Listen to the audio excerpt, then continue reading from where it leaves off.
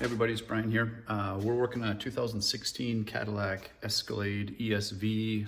This is the Platinum, and this has the tow package with the air ride with magnetic control rear suspension. And so my compressor quit on me. It was making some funny noises and sounding slower than normal, and then it finally just stopped working. The nice thing is that the spring rate and stuff on these, it's not like the Land Rover Discoveries and stuff like that, that when the air system goes out, they squat down.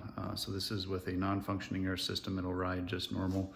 Well, I shouldn't say that. It sits normal. You can tell the difference in the ride. The ride quality goes down quite a bit, but my shocks might be going bad too at the same time. But I just want to throw out a quick video.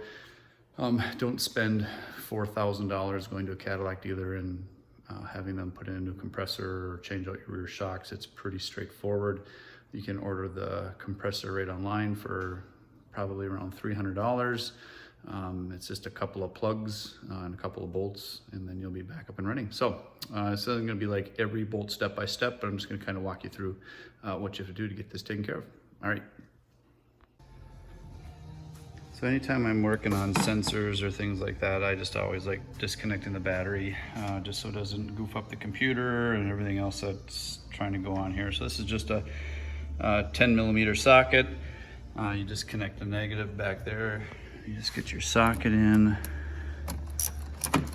loosen that up, and then you're able to lift that off. Always remember when you're removing battery cables, they can develop a memory. This one's pretty, it'll be just fine there, but sometimes you have to zip tie or secure it, otherwise it can slide back over and make contact with the negative.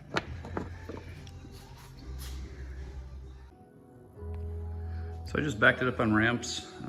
You got plenty of room. You can probably do it without even jacking it up on ramps. Compressor's on the driver's side, located right up behind the wheel well.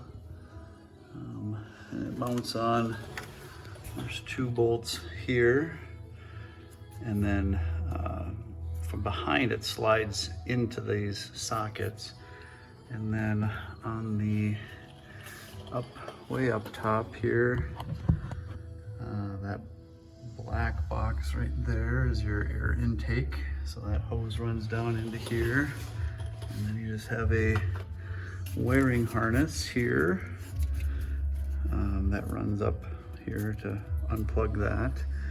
And then on the back side,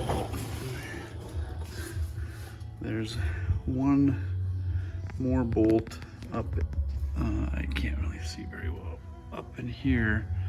That there's a little hole on the back side of the frame that you can get a socket in right up there to take that out. Essentially, man, oh man, I closed the doors and I'm still getting eaten up by mosquitoes here. But this is a replacement compressor, but you can see the 2 bolts on the one side. The other side has the bolt on the inside. They have to get a socket in to pull that bolt off. All right, I'll show you the bolt on the underside here. So this upper one is a 13mm. That's what these bolts are that hold the compressor on. There's your spare tire. So in that hole right up there, you just slide your socket in there and then start loosening it up.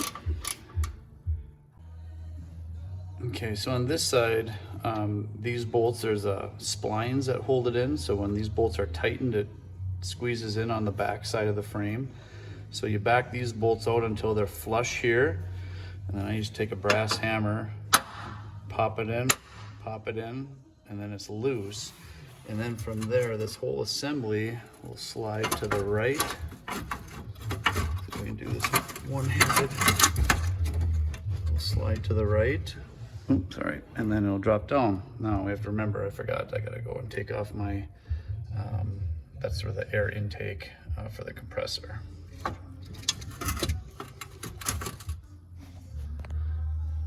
So to get this off, it's just there's a metal bracket here, and oh, sorry, I'm blocking the light.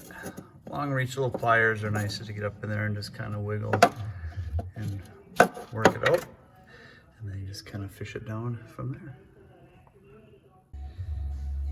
Anytime I have a component off, I just take that opportunity, especially here in northern Minnesota. There was just like a couple little spots here where stuff rubs or where it connects that the rubberized undercoating kind of comes off. So I just get a little bit of truck bed liner or a little rubberized undercoating and just touch that up. Doesn't have to be anything pretty. Just trying to help cover the metal up, help these vehicles last a little bit longer. All right, installation is the reverse. The new one is just gonna go in those two holes and drop down in place. I'm not gonna video it because it's a pain in the butt to do it one-handed, but we'll show you what it looks like once it's up. And then for these ones, all you do, I was gonna try and video it because it kind of showed it sucking in, but all you do is just tighten this up and it'll pull that right in. Is that tight? Same thing on this one.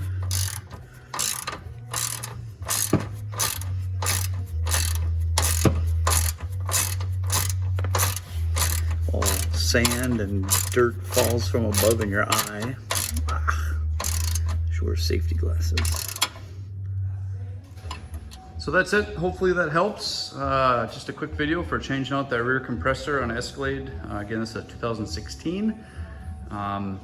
Just because you drive a really nice vehicle doesn't mean you have to pay tons of money to do some of this basic maintenance. We are not filthy rich, and so I try to save money wherever I can. And so that was a great way to take out the old compressor and put in the new one, and we're back up and running like new. Hopefully get another 100,000 miles out of this compressor. Hopefully that helps. You guys have a great day. Thanks. God bless.